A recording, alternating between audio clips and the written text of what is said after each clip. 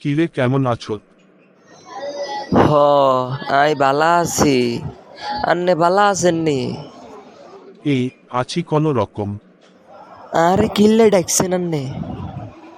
ডাইকসি হইল কিছু কথা কইতাম তুরে। কিতা কইবেন কইয়ালান? অন তুই তো জানস আমগো মাপ মা দনজনেই মরি গেছে। হ, জানি তো আই। অনান্নে কিয়া কইবেন সোজাসুজি কইয়ালান, এত হ্যাঁসান কিল্লাই?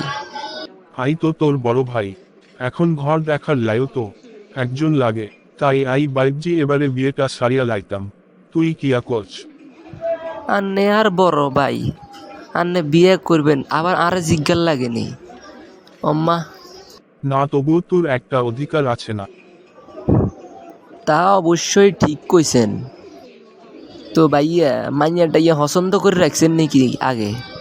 না, মনে করছি আঙ্গো বাইর হচ্ছিন রির রকিক কাকার মায়া আছে না, হিতি আয়ার পছন্দ আছে।